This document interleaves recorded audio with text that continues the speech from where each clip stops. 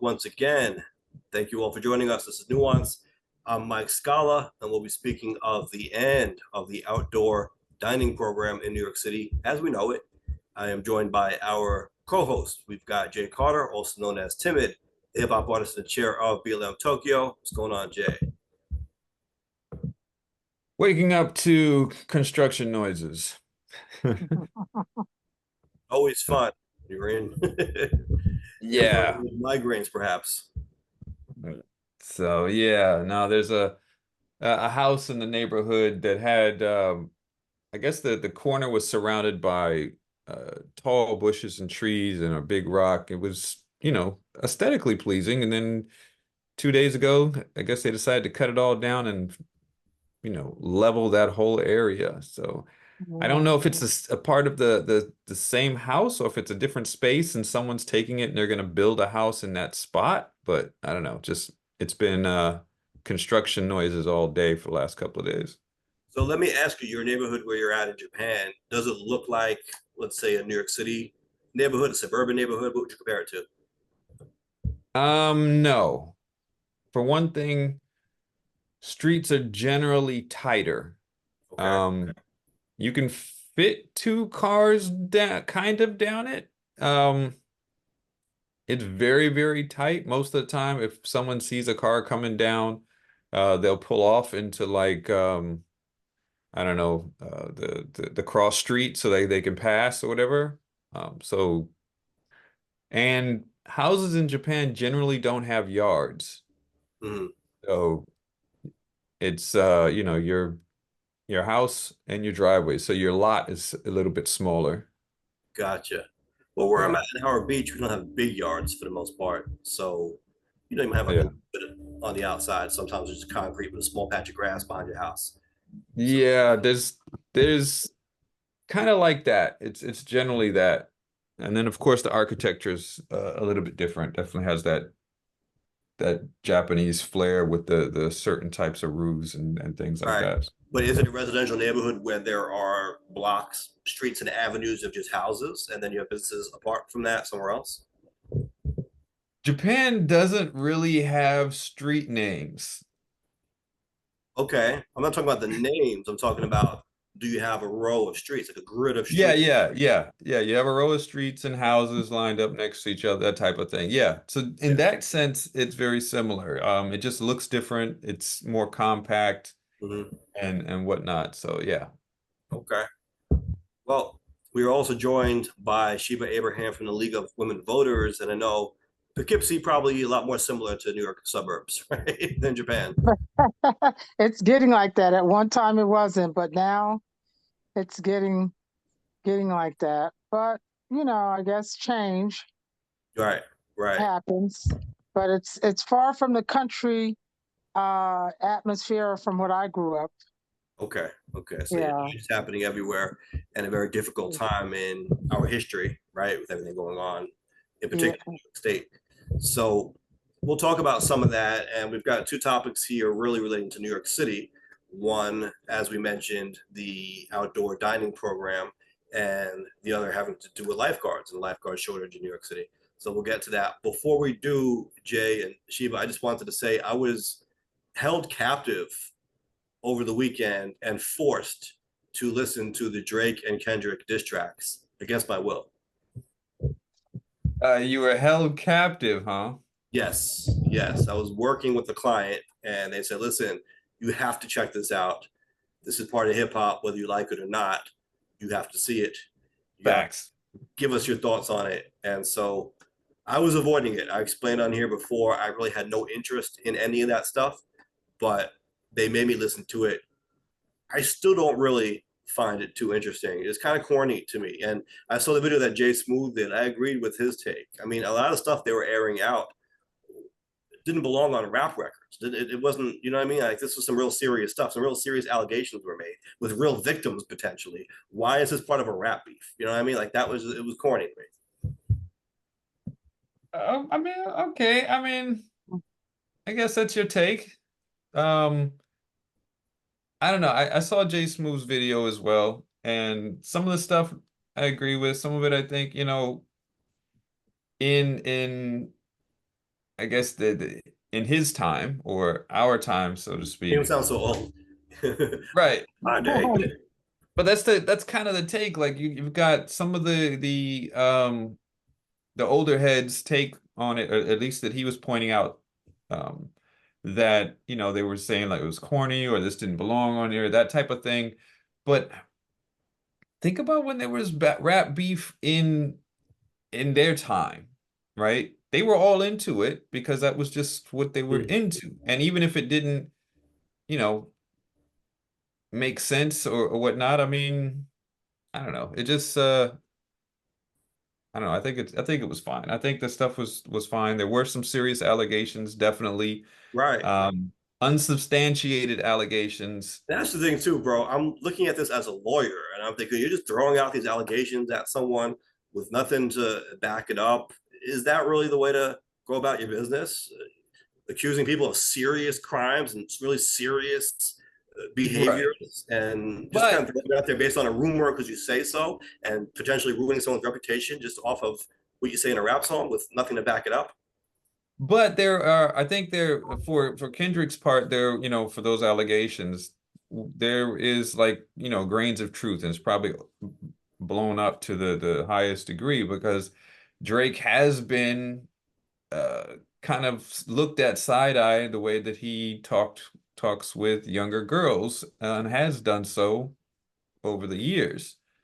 Um, and then there is a guy on his payroll that was what I don't know if he was sued or convicted or whatever, that had allegations, not allegations, that went to court over sexual assault and those types of issues.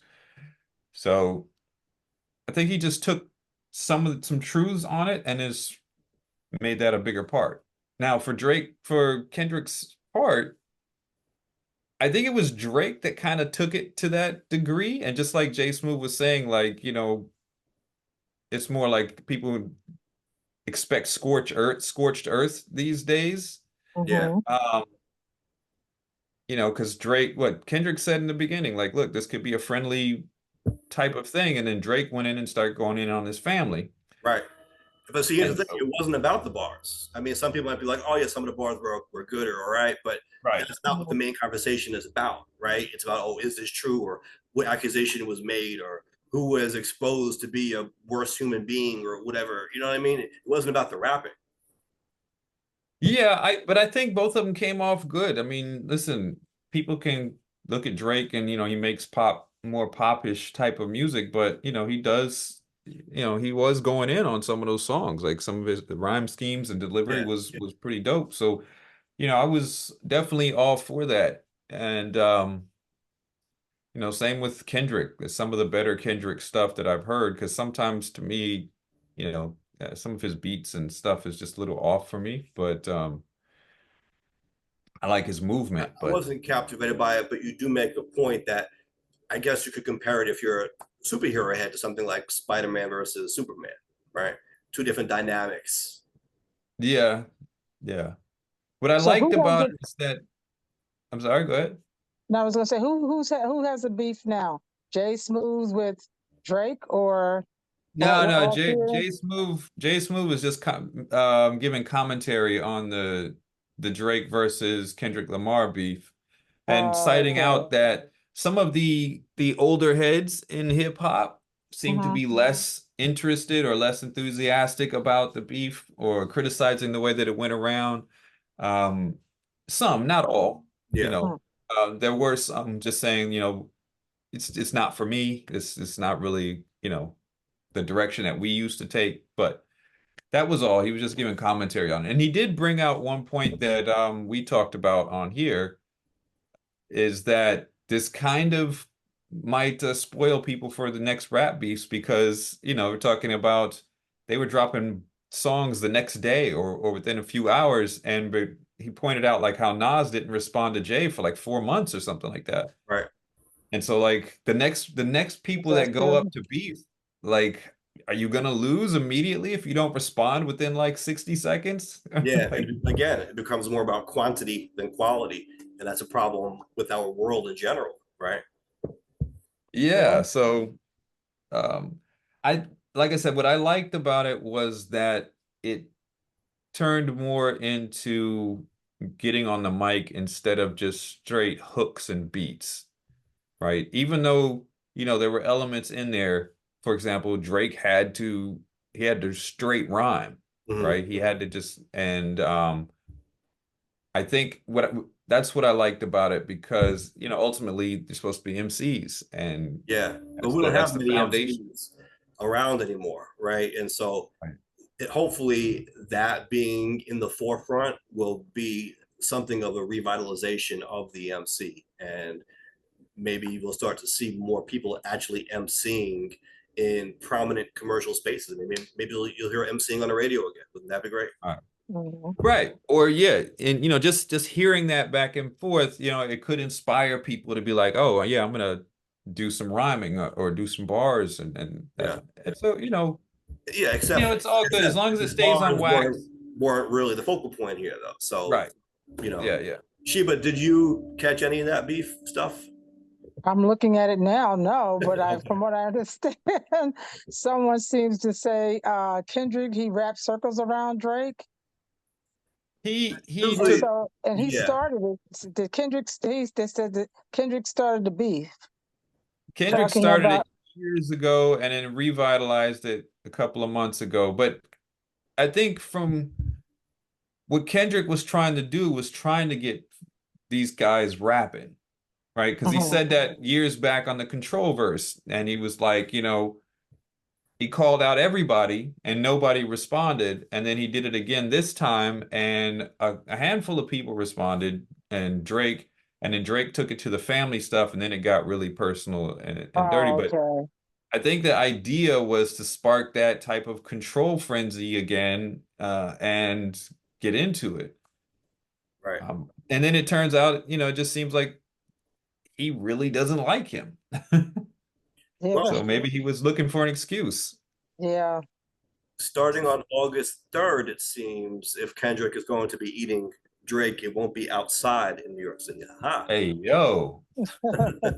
Hey, yo. No Diddy, no Diddy, yo. Like that segue on. Yeah. All right. So the New York City outdoor dining program, right? We've come to be accustomed to this, I suppose.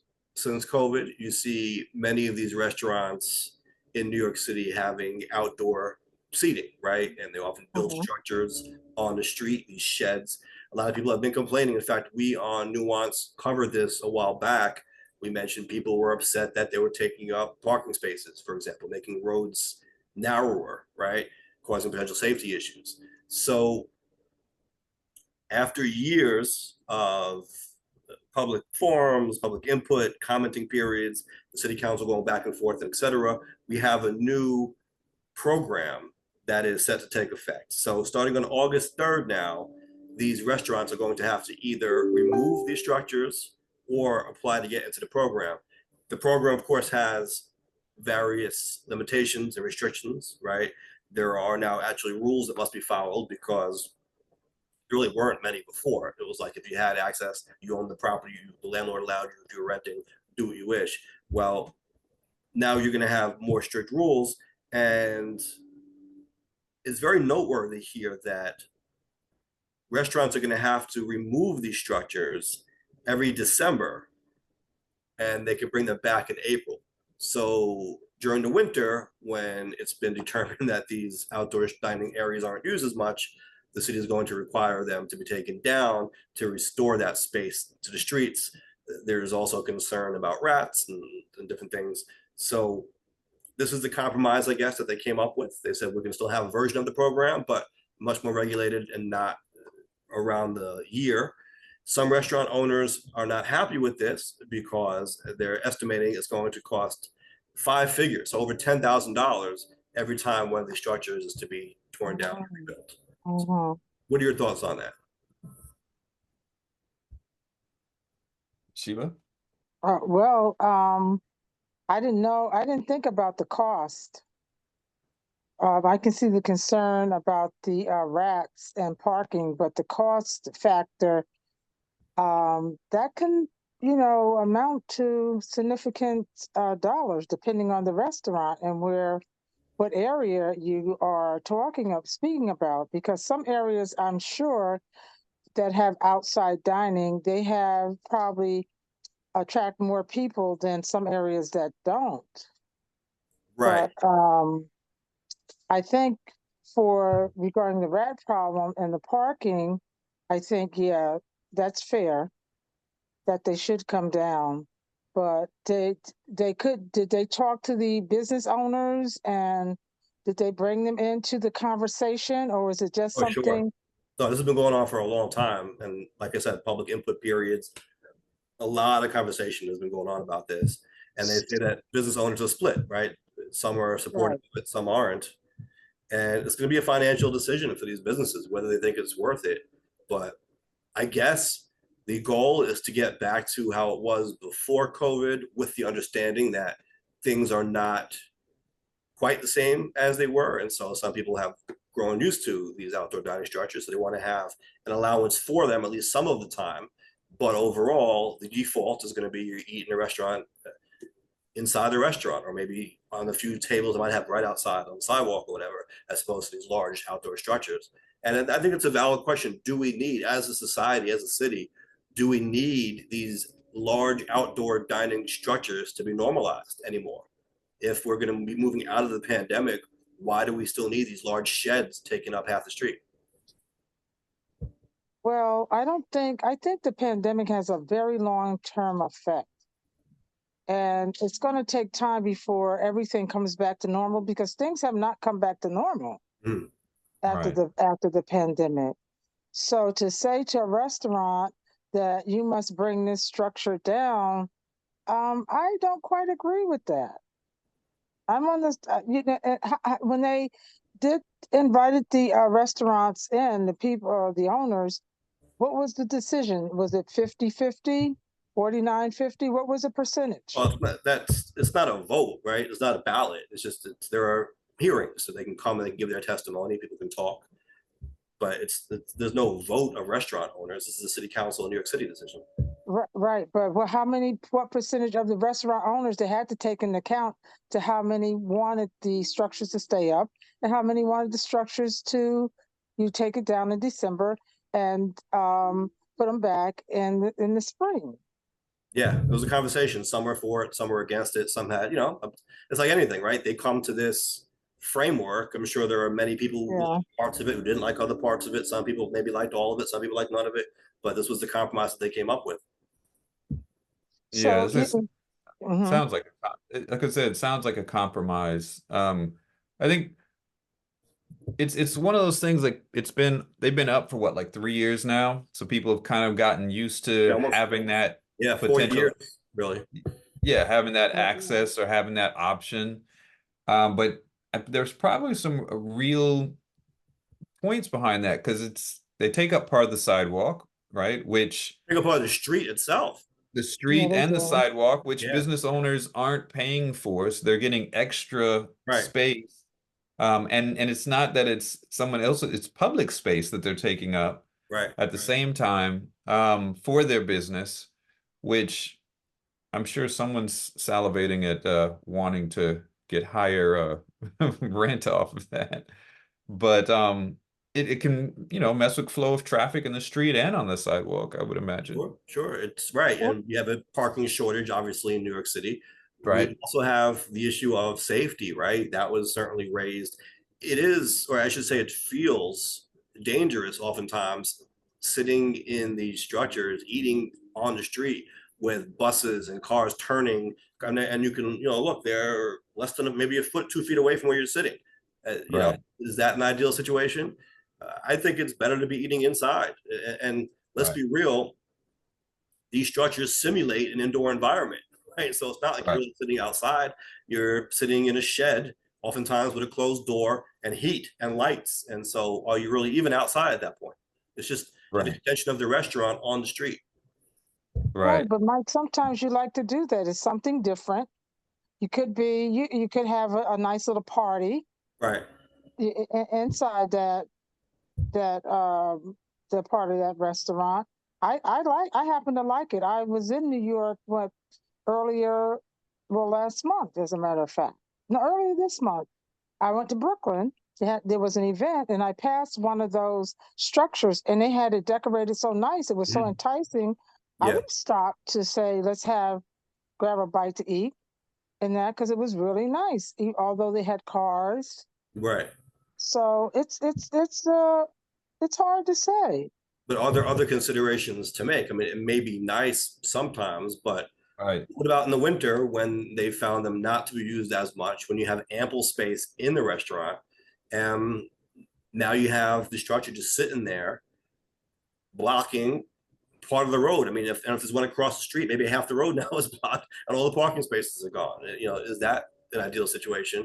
And what about rodents? We do have a big rat problem. I know the mayor appointed a rat czar, and he's saying that they have done all they could to mitigate that. And I know we're changing the way we put out our garbage in the next few years. We're gonna have to have everything sealed and so forth. So they're doing what they can to aggressively combat the rat problem. Is this another way to do that by cutting back on having food outside, essentially?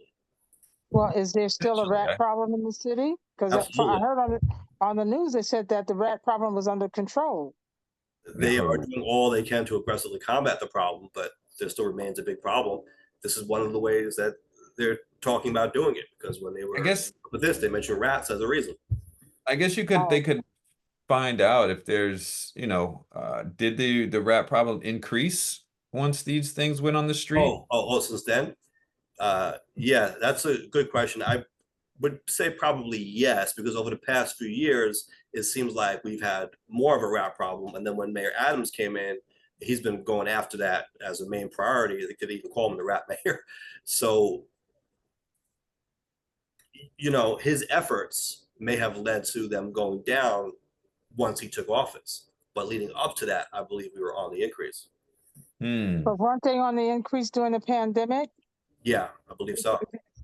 So in reality, it hasn't, the rat problem is still there. And that really had nothing to do with the sidewalk cafes, right? Say that. No, that's incorrect.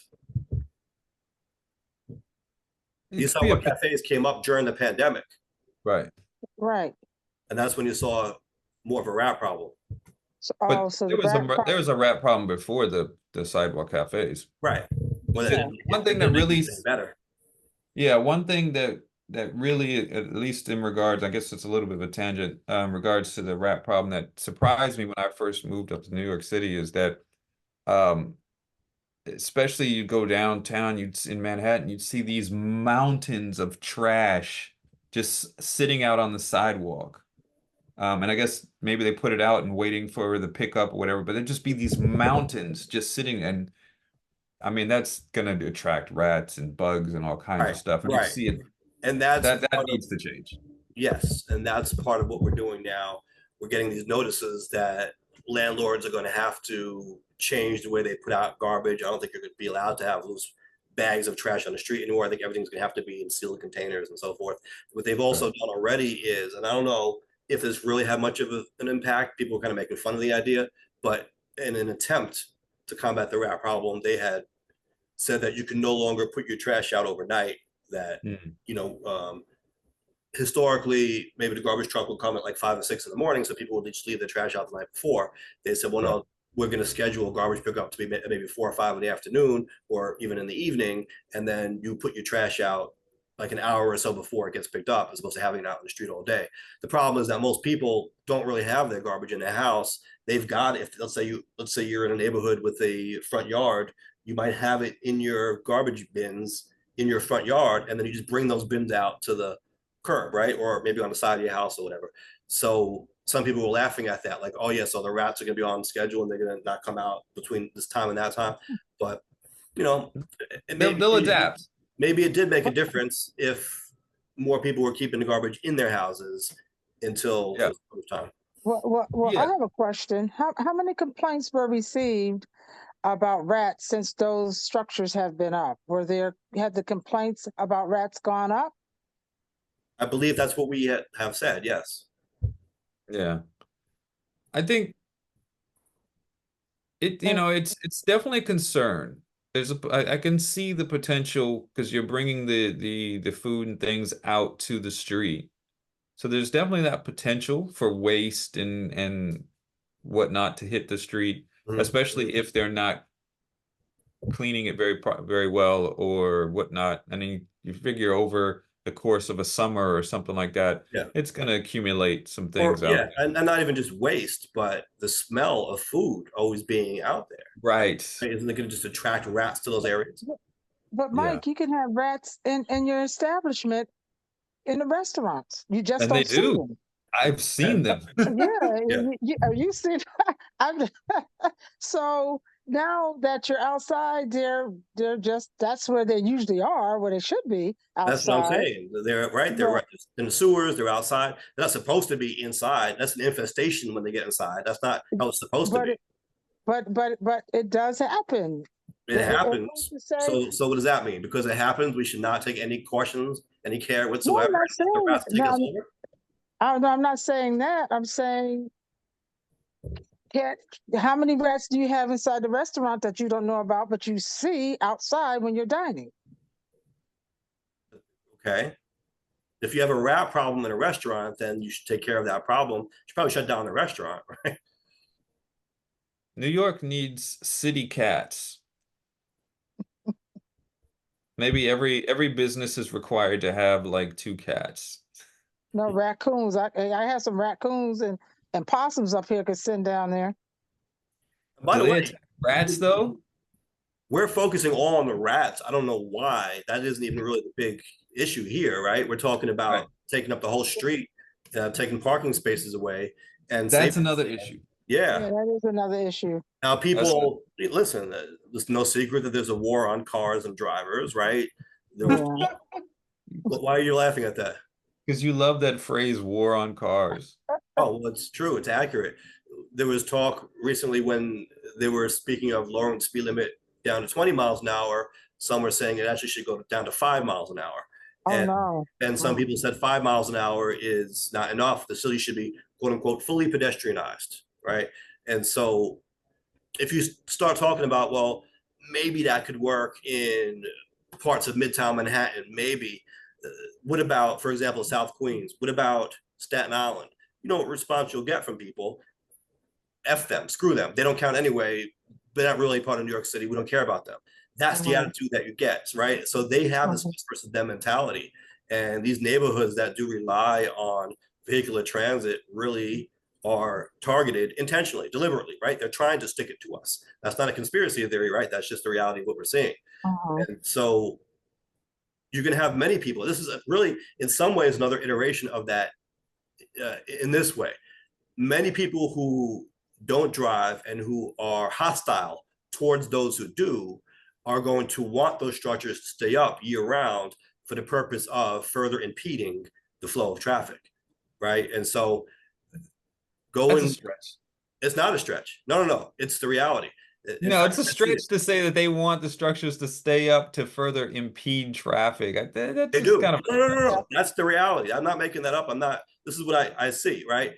A lot of people who are pro keeping the structures up are anti-car, anti-driver. They're not worried about space on the street for cars to park or cars to turn or use the road. In fact, they want less space on the street for that, right? And so they support these structures in large part due to the fact that they create less room for cars to be on the road.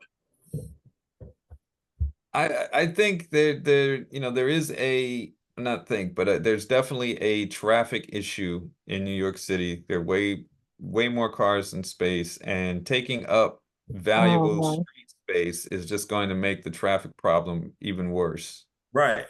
But when you have people who are anti-car, this is what they want to do. Yeah. They want to frustrate drivers. They want to make it so that it's too hard to get around by car and you'll just get out of your car, I guess, and I guess in their world, ride a bicycle or take public transit. But when you have areas that's not feasible, it's just, that's just not the reality. That's true. Right. And you live in one of those areas, Mike? Absolutely. Oh yeah. Because I know that's what they did with Central Park. At one time with Central Park, you could ride through without any problem. Mhm. And then all of a sudden they cut it down to certain hours that you could ride through Central Park. so that the pedestrian, that it could be given to the pedestrians, and they walk all through Central Park. But if you, which was nice because it was a shortcut getting from one side of Manhattan to the other. Right. But I'll say So, and this, I understand what you're Midtown saying. Manhattan really isn't the neighborhood to be focusing on if we're talking about the need for better public transit. I mean, that No, part of but the what I'm city saying, probably has but the best public transit in the whole world. right, But but that's not what I'm we have saying. some of the Well, I worst know, commutes in the world where we live. right, but that's what I'm saying. That's the inconvenience. Because in some respect, what they did with the Central Park was an inconvenience to some drivers, Sure. just like this is an Yeah. inconvenience for what you're Yeah. talking about. So on that issue regarding these restaurants being outside, having these booths outside, I can see that being a no. They should Right. have parking But there's because also a different conversation to be had if you're talking about Midtown Manhattan versus South Queens or Staten Island or many parts of Brooklyn or much of the city that's not Right. Manhattan, right? right, but I think it's a different world.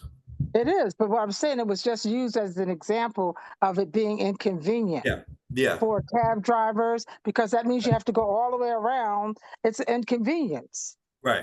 This is what I'm saying, and it's an inconvenience because why? People that are not pro cars, people that are uh, not pro cars, voice their opinion. Well, they can stay up. We want a pedestrian only. Right. Uh, City. yeah. Yeah. So that's, I Absolutely. think that's unfair. No, you're right. We see that time and time again. And like I said, this is another iteration of that.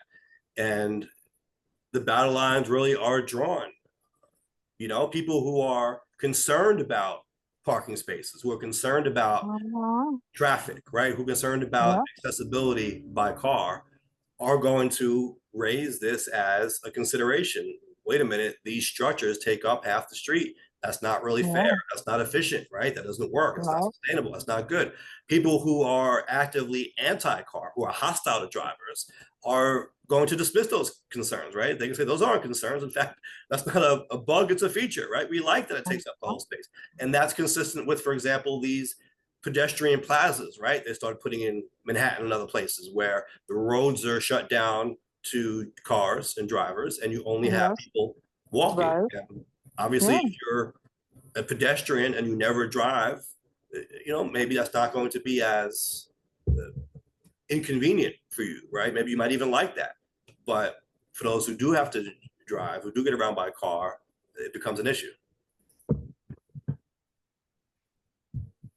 Well, I'd say they're going to have to, I mean, it looks like that's what the rule is going to be, right? They're going to have to take it down, or is Right. it something that they're They have still to either putting take a it vote on? down by August, that's like August 3rd, yeah, August 3rd, or they're gonna have to apply for this program, but there are going to be rules, and apparently there are different templates or models that they can use. It isn't just gonna be whatever structure Uh-huh. you want.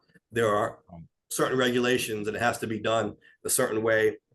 Uh-huh. And the biggest, like I said, the biggest hurdle, and this is something that maybe could be modified, I don't know if this is really fair, is restaurants, businesses having to take these down every winter. So December, they got to come down. They can come back up in April at the restaurant's own expense. Maybe there should be some kind of program to help businesses pay for this or something, or maybe it should just be a matter of, listen, the norm now is going to be, we don't have this anymore. But if you're the type of restaurant that can afford, going to splurge on that, by all means, right? But let's not expect this to be the norm that everyone does. Right. I mean, I'm it's gonna, just basically going back to the pre-pandemic standard. Yeah. yeah. You were given these were extreme circumstances, Uh-huh. and something that Uh-huh. was just a quick solution to try to keep business moving in some form, to keep money flowing, to keep your livelihoods afloat in some form. And now we're going back to the pre-emergency situation. All right. Yeah. See, there's a Facebook post here from one of our friends. Not gonna say their name because it appears to be a friends only post, not a public post, but they are speaking of this issue. They say, yesterday I was at Nick's Bistro in Forest Hills. which is somewhat the poster child for having a beautiful outdoor space that has become integral to their service and connection to the community. I think the city is making a big mistake. This is, again, with this friend of ours wrote on Facebook. I will add that this person is not a driver.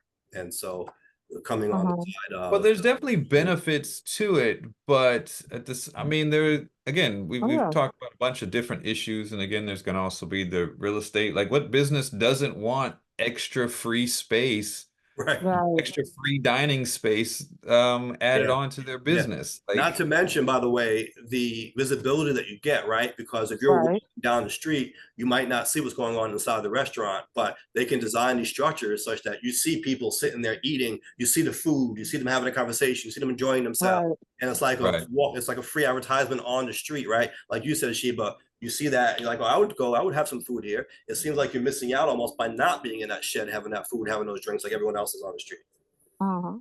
And I'm sure something with the taxes, restaurants, I'm sure, are being taxed very nicely in New York City. Mm. So they sort of pay for the space. At least I think. but they're not paying for the public sidewalk and the parking Right. space to be used. And you got to think there's probably also, I mean, the dining portions of restaurants, the restaurants themselves probably follow pretty strict regulations because we're talking about food service here. And Exactly. Yeah. those types of regulations were relaxed during the height of the pandemic so that business could operate. But Hmm. I'm pretty sure the sidewalk outside and the parking space in front of the building is not really zoned properly for food service. Right, right. And that's what it was. Yeah. It was a temporary solution during COVID Right, Right. to keep these restaurants in business and right, growing accustomed to them. And I guess some Yeah. customers, well, there's a restaurateur here who says a small little 40-seat restaurant that suddenly gets 30 seats outside, you go from a business that's barely making it to a business that's super healthy. Those additional right. Yeah. seats are so essential to the way the economics of a restaurant work. The article in the Gothamist says doubling the number of seats can double restaurants' revenue in warmer months without corresponding expenses. So they do mention warmer months, which Hmm. implies that in the winter, Right. you don't see that same type of growth, right? That this Right. really is more of a windfall for these restaurants, a boom Yeah. in Well, I the think it's a summer. good point. That's Yeah. a good That point is. that, Hmm. if those extra seats help them actually be a healthy business, it Hmm. probably is more of a commentary on the extreme expense of operating in New York City. Right. If you can't operate a, a successful business with a healthy profit in the space that you're renting, then maybe that rent is too high. Like my man from the Rent is Too Damn High party. Yeah. So, and I think that's something that needs to be discussed as well in this. Right. Yeah, but you said that they had the some of the restaurant owners come in and it was a compromise. Was that I'm sure they mentioned Oh, yeah. that yeah, that their Probably did, businesses yeah. have yeah, Well, the fact that they are allowing it really for all months of the year except for the winter shows that they took into consideration that this was found to be more beneficial in the warmer months, right? So I'm sure that was coming from the restaurants themselves, well, telling telling the city that, right, that this is really good for us in the warm months, maybe not as much in the winter so what months would they close down from December? till April. Yeah. December. So really, it's only a few months that they have to Yeah, take it well, down. But the problem that's is not yeah, that that's maybe not the months as much as having to knock down the structure and rebuild it. right. And that there's a cost incurred in that rebuilding, right? Yes, of course. That's what they said. They're estimating on average it'll be five figures each time. Yeah. Um, Now, in this article in the Gothamist, they say 2-year permits came. This is, I guess, pre-pandemic. 2-year permits came with the steep fees of $30 to $40 per square foot, and landmarking or zoning rules often prohibited sidewalk seating. The dining sheds and the open streets program, which allows neighborhoods to temporarily close streets to car traffic, didn't exist at all. The pandemic opened up sidewalk, roadway, and open streets dining to everyone for free. Some 12,000 establishments took advantage of the opportunity to expand. The according to the Department of Transportation. Right. So Hmm. really, like we said, this came about during COVID, but many of these restaurants, sure, they needed the space on the outside to survive during the pandemic, but Hmm. I think it became, to Jay's point, an opportunity for them to just get more space and expand their business, right? I mean, at this point, can we even look at it as an artifact of the pandemic? Sure, that's how it started, but is it now just a way for restaurants to have more seating? And not even for the fact, not even for the point that they might be doing it because they're greedy, but maybe those extra seats are helping them actually pay the bills, Mhm. Uh-huh. because of the expense is incredibly high. Right, but does that excuse anyone from having to respect public street? No, no, no. Not No. saying it does. Just it's just Yeah, another Uh-uh. point that should be looked at as well. right. So I think going into it, restaurants, you know, should have understood that this was a temporary measure, and at some point this was going to come to an end. Uh-huh. Um, if it's a good idea and the city it's receptive to it, the people are receptive to it, maybe that's something that to be talked about to implement on a long-term solution. But this sounds like Right. it's some sort of a compromise. So that Right. expense that they incur every time they, construct or tear down the structures could probably be mitigated by making some sort of portable type of structure that you can just kind of like fold out and put up Put on the flatbed, drive it out to the country for the winter. or something, or who knows. Yeah, So, maybe we can make money on that, Jay, by starting a business with portable dining sheds. oh, there we go. There we go. Yeah, they have portable houses and stuff. Yeah, we could Yeah. do it. I gotta say, personally, I'm not a big fan. Now, I Mm, understand the appeal. I've been, for example, I went to Little Italy and they had some of them and they were nice and you can sit in them. And, sometimes they have these heaters. And so even if it's a little cold, it keeps you warm and right. nice ambiance. And it's something different, right? It's like, okay, you're having your dinner on the street in this shed that wasn't there before. And, of course, you want to check it out, experience it. But on the I believe whole, we did that. did we? Me, you, and your father when we went Oh, down to wow. Little Italy. Yeah. No, but I'm talking about post pandemic, these sheds are there due to Right. COVID. And so these restaurants that didn't have them before all Right. have them now.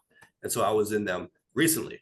But overall, I don't like eating outside and I don't like this either. Right. I prefer to be in a restaurant, And Yeah. honestly, I think you have more space. If the pandemic was a concern, if COVID is a concern, I know that there was a thing about being outside, the virus not spreading the same outside or what have you. Eh, But the thing is this, when it comes to space, you often get more space in the restaurant than you would in these sheds because the shed is not that big. It's not the same size as the Mm, restaurant. And you have a lot of tables usually jammed in there. So you're sitting close to people in those sheds. If right. it's crowded in a restaurant, the restaurant could be crowded too, but generally speaking, there is more room. And you might be on a table with just your party. The next table might be 6 feet away or more, which as it should be. So Yeah. I feel more comfortable, but putting COVID aside, getting sick Right. aside, just having more room. You know what I mean? I don't really want to be in something that feels like a crowded cafeteria. It gets it's noisier, it's louder. I mean, there are drawbacks to that. So, And sitting on the street and there's car exhaust while you're trying to right. like eat your Yeah. spaghetti. Like, Yeah. I'm not a fan of that either. It's not No. very comfortable. You know what I mean? Like it was a novelty. It was a novelty. And I did it for the It novelty. was a necessity at the Well, time and as well. Sure. well, see, But I have a different opinion because up here we have the seating is not out, it's outside, but it's far away from the exhaust pipes of the Hmm. cars that you can right, really enjoy your meal. Okay. right. So Okay. being and experiencing something like that in New York City, it's like, oh, let's see how it is here. Have you done it in Right. New York City, Shiba? No, I haven't. Okay. Yeah. I Yeah, mean, So, that's kind of what it is. And it's going to uh, vary by restaurant and by neighborhood and stuff like sure. yeah. that. But Sure. Like I said, where we went, there's outdoors seating, but it wasn't like in the road. It was right. next to the, Yeah. it was next to the restaurant, and then the sidewalk was in between us and the road. Yeah. Um, That's kind of how it often is in right. Manhattan, right in the city. You got your fork in the hand, eating here, and the it's like room, bus like going by your ear. It's like, do you need all Yeah. that? You know? So, yeah. So those types of things work best when it's the street is more of a walkable street instead of a drivable street, because then there's, Drivable street. Which street is not drivable? well, I mean, a street that there's no cars, where it's just more a walking plaza, so to speak, Mhm. than actual driving. At least in my opinion. I don't, a Yeah. bus goes by while I'm trying to eat, it's gonna kick up all kinds of dust and Right. exhaust, and Right. Uh-huh. I'm Now, good. I mean, to be fair, oftentimes they're enclosed, and so you might see it Yeah. through the window or something, but it's Uh, not wide open, you know. right. Uh-huh. So But even so, you know what I mean? You don't want that. And listen, I guess because I haven't done it much, the 1 or 2 times I did it, I got a little nervous when cars come speeding around the corner, and it's like it's you're sitting in the street, the car is right next to you as you eat. You know what I right, mean? It's a little Yeah. unsettling. right. So, Yeah. well, we could probably make this into the poll question for the week. Yes, I'm interested in the taking down and the rebuilding of the structures. We think we should put that burden on the business owners and the restaurants. So the poll question of the week is, do you agree that outdoor dining structures in New York City should have to come down every winter on account of rats, parking spaces, and safety concerns? Yeah, we'll see what people have to say about this. Yeah. Well, Um, speaking of polls, do we have a poll last week? we did have a poll last week, and we were talking last week about what was going on with that Netflix show, Baby Reindeer. Uh-huh. And so the poll question we had, should the creators of TV and movie adaptations or adaptions of real life events be shielded from liability for defamation claims? Because the lady who this was based on has raised some issues with how she was depicted in the show. So the poll results, we had 5% said yes, they should be shielded from liability. 48% said no, another 48% said to a point. Um, so Shielded to a point. right. So I added another What's one the in there because, maybe there should be some protections, maybe not complete liability Right, protection. right. So Yeah, uh-huh. I think that's I put a reasonable. third option in there, Okay. and so this is where we got So with the really, results. Jay, when you read that, what I'm getting from that is it's basically split between people who think that there should be some liability to a point, and some who think that there should not be liability, that there should be No shield. no shield, right? So basically split between a no shield and a some shield. Right. So Yeah. the majority of people, 95% of people saying that there should be no shield from liability to some degree. 5% said that they should be shielded. So Mm. that's pretty decisive in the way that people are thinking here. Yeah, well, except for the fact that I don't think, and the poll shows, I don't think most people were going to say that they should have carte blanche to do whatever they want, that they should have no liability ever, right? I think Uh-huh. it's a question of should they have a shield, or basically a complete shield, complete immunity, or should there be more liability or less liability than we currently have? And I think most people are going to say not that there should be a complete shield, but that either there should be more liability or really uh, not more, right? Like no shield at all. And so I don't know, looking at the poll, I think it's about 50-50 basically. It's about evenly split between one Uh-huh. and the other in terms of should there be more or less liability. Mm. Yeah, I mean, I think, yeah, that's the main split there. So I don't think, with the 5% people saying that, yeah, only 5% saying yes, they should be. I think there's more of a, I guess it's probably more of a nuanced answer after Well, I that. think it's because you put that third Mm. choice in there. So the the yes becomes complete immunity, right? Basically. Uh-huh. Right. Yeah. And that was why I put the other one in there so that, Yeah. because otherwise it sounds like it's complete immunity or none. And Well, I think when you say should they be shielded from liability, it doesn't necessarily mean complete immunity. It means should they have a shield, should they have a safeguard, right? And it seems like most people there with that third option are saying yes, there should be some kind of safeguard, but that's one way to there's look a at line it to be too. drawn Not, somewhere in there. It's yeah. not all or nothing. That's Uh-huh. one, yeah.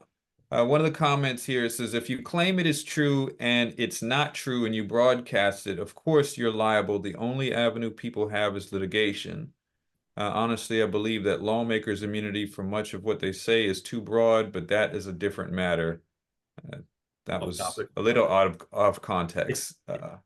And then someone responded to that person saying that it was a pretty brutal depiction of Miss Harvey. It was also presented as this is a true story from the very first moment. So Mhm. it makes a difference. Right. And again, it said this is a true story, not based on a true story or inspired by true events. That could make a legal distinction, them saying this is a true story. And so, if you're the subject of that and you say, listen, some of the stuff you're alleging here isn't true, well, maybe you have more of a claim now because you're saying that Right. you're telling the audience not that this is inspired by a true story, but that this is a true story. And so Right. maybe that creates more of an expectation on the viewer, right? Maybe the viewer is going to look at that thinking that you're not Mhm. changing things around, you're not taking as many poetic licenses, or you know what I mean, for the sake of the drama. You're actually presenting things exactly as they happened. Right. Mhm. Right. One of the people pointed out, and this is part of what we talked about last time. They were saying, one, this took place in the UK, so the laws are a little bit different. But they're saying basically in the US, and he wrote quite a long statement here, but based in the US, you can say pretty much whatever you want, barring actual malice in many No, cases. no, He's, that only, hold on a second, just let me stop you on that. yeah, That only applies when you're talking about a public figure. When a right, public figure is suing someone who is right, known. In New York and maybe some other states, but I can speak for New York, they expanded that recently, post-Trump actually, to be not just public figures, but any matter of public concern. right, So only purely private matters are not subject to the actual malice standard, but public matters are. That's New York, right? But the general standard on actual malice is for a public figure to recover right, from defamation, they must prove actual malice, because the idea is as a public figure, you're signing up for a certain amount of criticism and people just talking trash about you, and they don't want you just suing every time someone says something that might not be true without meeting a higher standard. So it isn't just any defamation case, right? It's public figures. And also people get this confused. I had an argument with someone once. The public figure is the plaintiff in this case. So people think it's about suing a public figure. It's not. It's about the public figure suing you for talking about them. Mhm. right. And well, they went Yeah. in detail on this, and they mentioned that regarding public figure or a limited purpose public figure, Mm-hmm. and they quoted New York versus Sullivan. That's the landmark case which set up that whole framework. Right. Mhm. Now they said most likely if this were in the U.S., then Fiona Harvey would have probably fallen into the limited purpose public figure category and probably not been able to win this I case. disagree. I mean, But I don't know if she would she's be not, that because because she's first of all, they not. weren't. But here's the thing: they didn't name her on the show, right? And so that could end Right, up being a double-edged sword in a sense. They probably didn't name her on the show because they wanted to protect themselves from liability. right. But Mhm. by not naming her, they're not making her a public figure necessarily. Now, maybe she's becoming one by coming forward and talking about this. But Now I think now she probably would now be, she but probably is. But was she when those statements were made, though, is the question. right. I don't think Yeah. she would have been because no one knew who she was. She was living Right. her private life. Right. And she didn't thrust And herself into the spotlight. What's the name right, of this? It's a film or is it a documentary? No, neither. It's a series on Netflix called Okay. Baby Reindeer. I think only 7 or 8 episodes. It's a mini series, or whatever it's called. Oh, okay. But it's not only based on true events, but they claim to be depicting a true story, even though it's not a documentary, right? It's a drama with actors playing the characters and everything. What's the storyline? It's about a about stalker. stalking. It's in the UK. There's a stand-up comedian who's working at a bar. Someone comes in, says they can't afford a drink. He gives her a drink on the house, and she becomes very infatuated with him, ends up stalking him, Um, and it gets very crazy, right? She crosses on the show. the character crosses the line and is eventually arrested and sentenced to prison for her stalking behaviors over many years. So the real life person is saying that it didn't go down like that, that she was never arrested and she never sent that many emails and she really wasn't stalking him at all. And a lot of the stuff on there isn't true. And so she is now talking about bringing a defamation lawsuit saying that this damaged her reputation. Right, but she wasn't a public figure before this, but Right. now that she's initiated this lawsuit and gone public, That's right. That's an important analysis, though. It isn't when you initiate the lawsuit, it's when the Right. defamation happened. right. Yeah. Mhm. So yeah, interesting Yeah.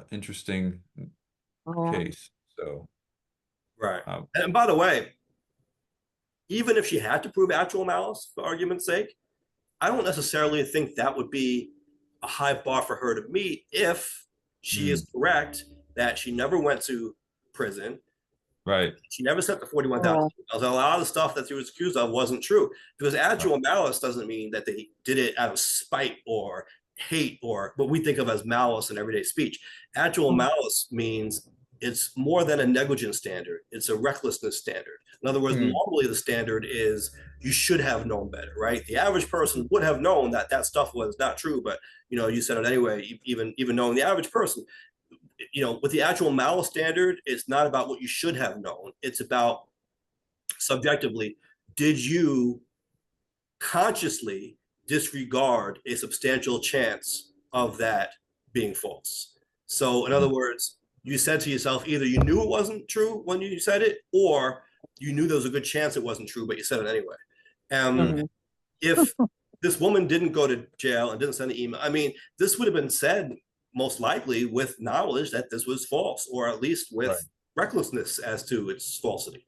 So, Because that's something that's easily provable. Like you yeah. know it, Right. or you know, And it's not even a matter of, again, whether they should have known better, right? That's negligence. It's a matter of, did they consciously disregard a risk? But I think most likely, yes, in that situation. They would have known. If you're being stalked by 5 years, you don't think you're going to know that Yeah. your stalker went to prison or was arrested or went to court or had interaction with the Mhm. cops. I mean, it right, would seem to me that's something you'd just be making up to the show. It was not.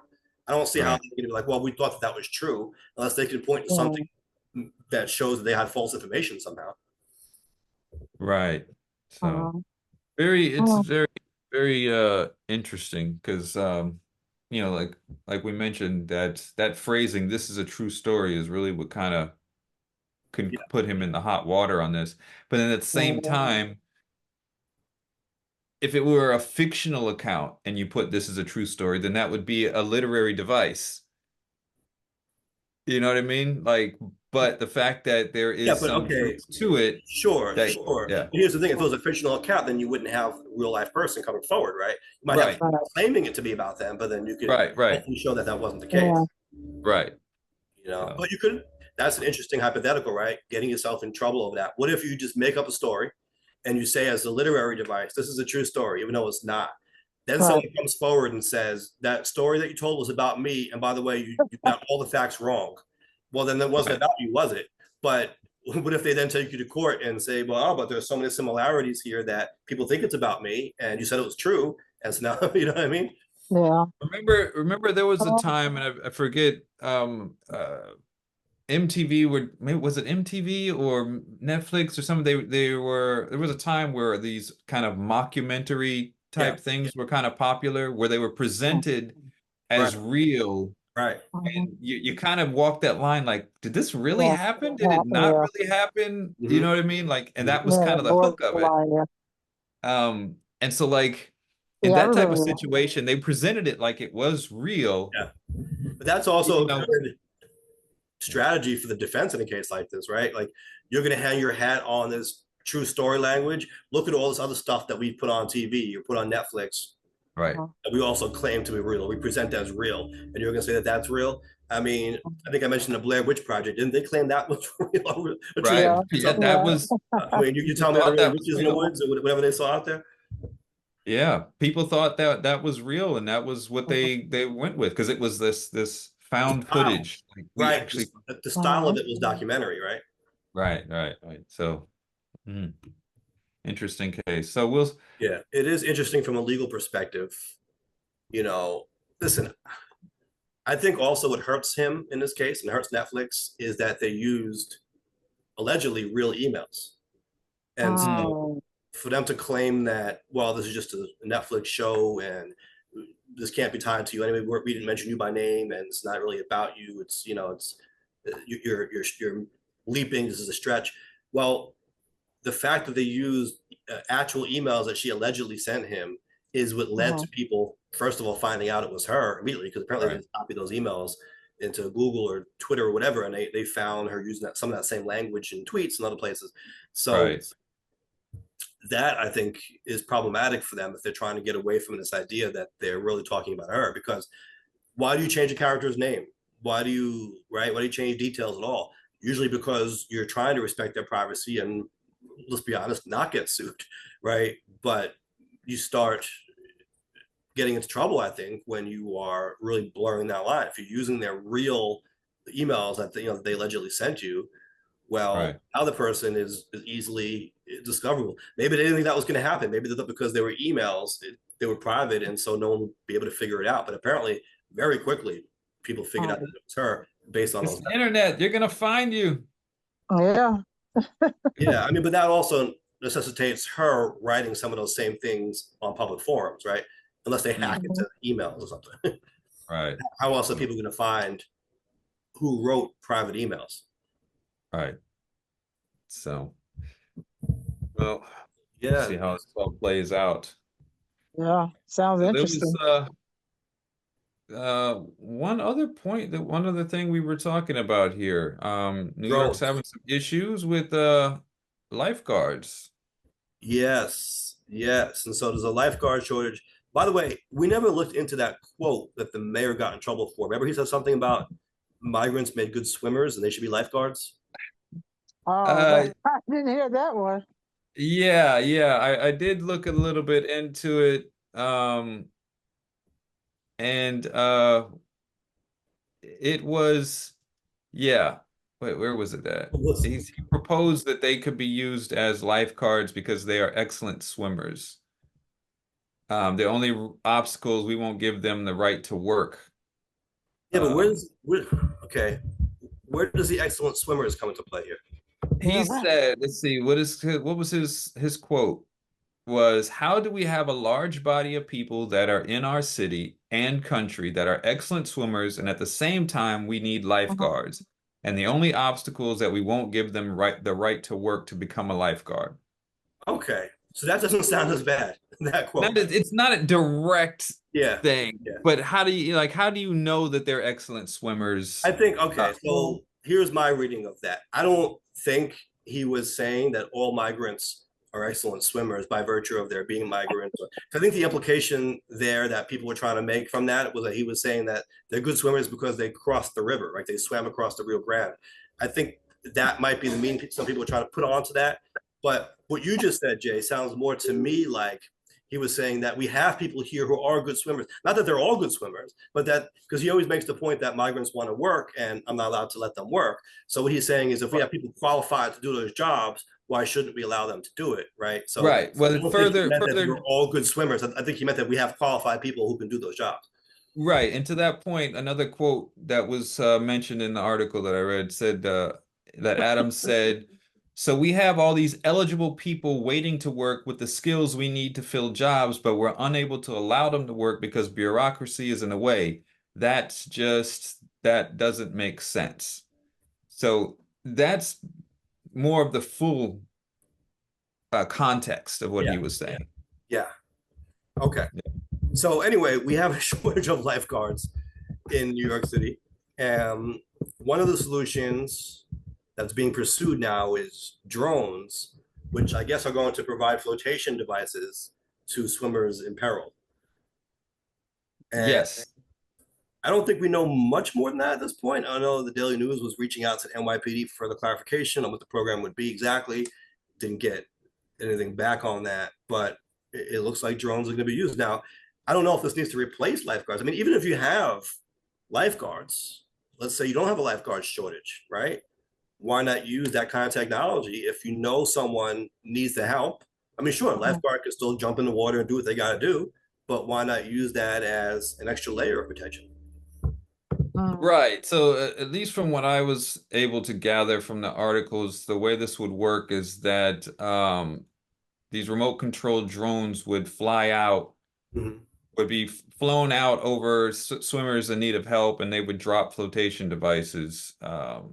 Right. So you still need people monitoring Right. Right. to figure out where the trouble is, right? So I think Right, it's because, more maybe, yeah, like that. I'm not you sure how know, that works because if somebody is using the drone, that person could be a lifeguard. Right. Or there right, could it's, be someone, what, from some master control center looking at all the beaches. Or, but what about Yeah. if a person gets in a sleeper wave? How is that drone going to work? What do you mean? Because sometimes you don't know the undercurrent, uh, and you get those sleepers that come in behind it with a lot of trash and carrying that person out. uh. Where are How you is that swimming safe? at, Sheila? Huh? Where are you swimming at? What's going Those on? waters get rough in Poughkeepsie, huh, Chief? You have to understand. See, when it was country, you know, when you know you learn about these things when you swim, You're on the Hudson River, right, Sheila? right? So you learn about I don't these. think you should be swimming in the Hudson River. It's But, probably not a good no, but idea. there are other lakes too that we can go to. There's other lakes, but still, you have to be very careful, and you need a lifeguard that's Mhm.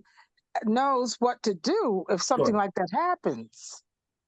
Yeah, Yeah, absolutely. and I'm not sure how this works because here Yeah, from this quote here, it says this summer we will be utilizing drones that can deploy a flotation device to swimmers in distress.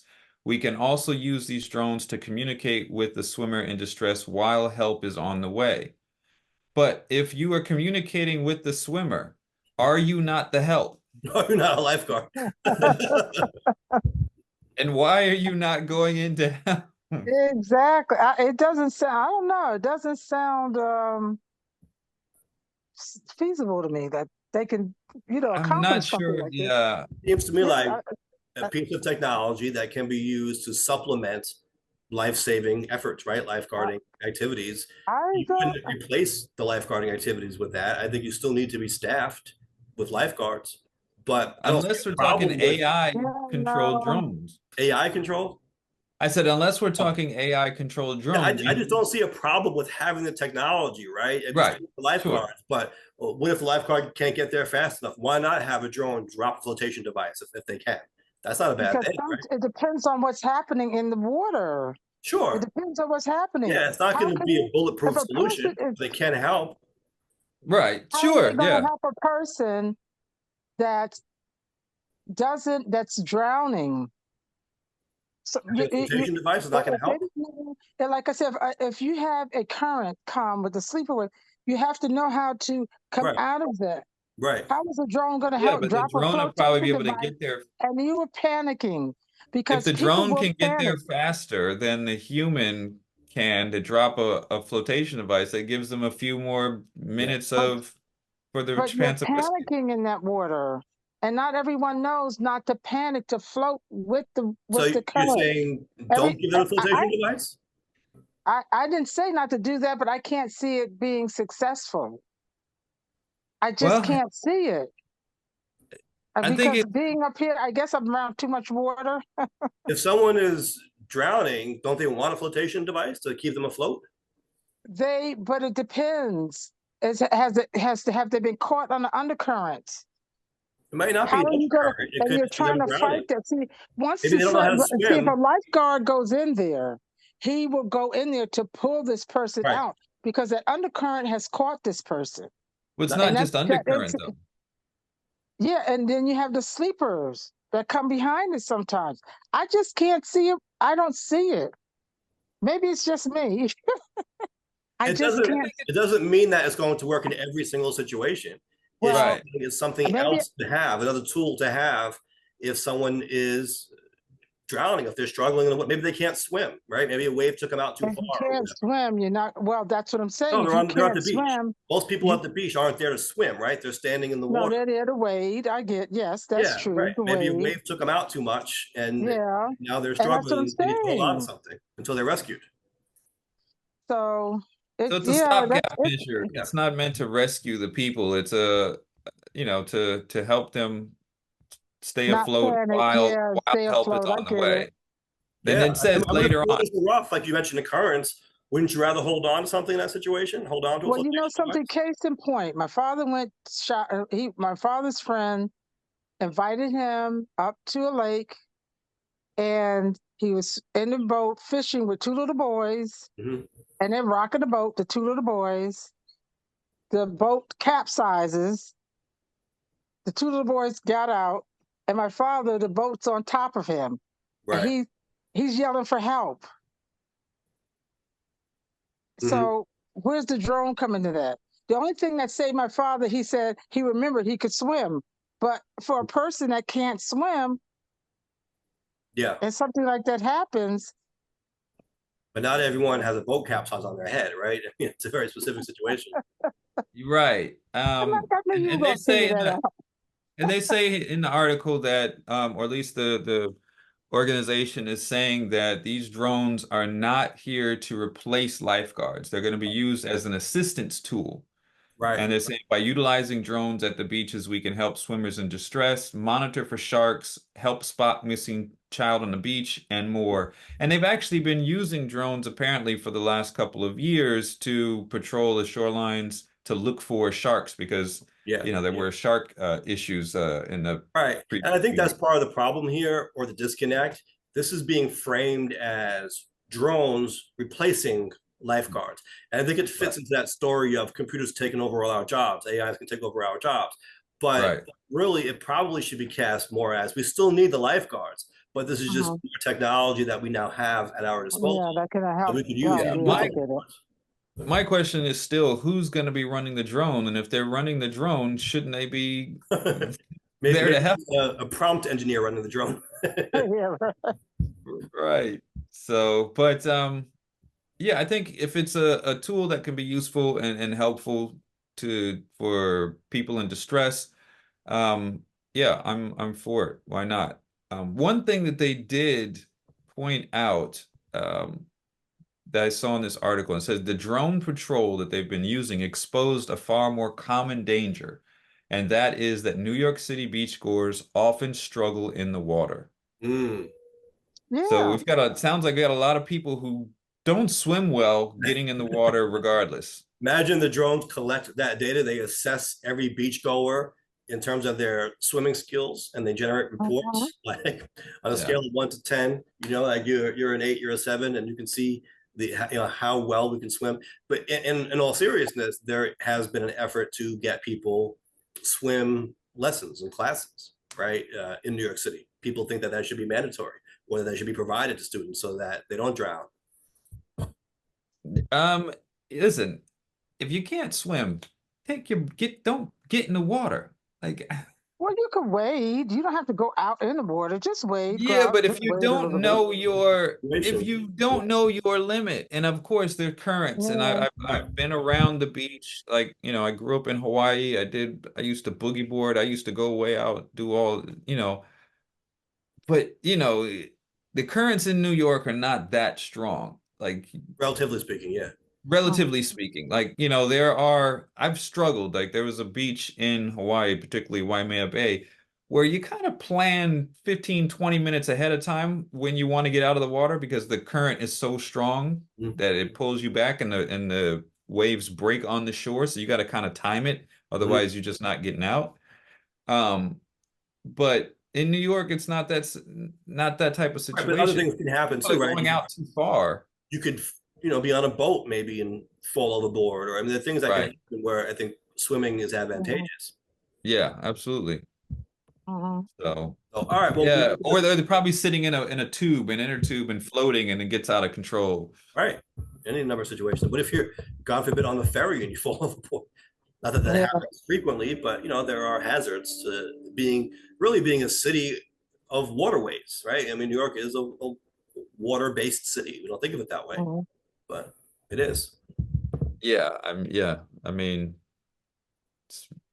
I mean, islands actually. Yeah, yeah. So, Peninsulas and everything else. So, all right, it's about time to wrap up. Before we do, I wanted to actually do a share screen because this is some data that we were trying uh-oh. to get earlier. I know Shiva was asking questions about this.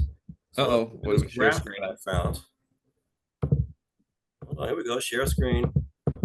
This is NYC rat sightings from Oh, realtime.org. And you can see the spike there Nope. post We don't pandemic. see anything. I see a big purple block. Okay. Here, do you see this? This is 2020 down here. This is February 2021. After February of 21, you see the spike. It goes, Nope, mhm. I see a big purple block. Do you see this, Shiba? Yeah, I see it. Oh, for some reason on my screen, it's a big purple block. it's a I purple see line. nothing. It's a line graph. No, I mean the whole screen is just purple. Like Oh, I Oh, see really? nothing. Oh, Shiba, do you see the yeah, I graph? see it. Okay. Mm-hmm. Okay. Yeah.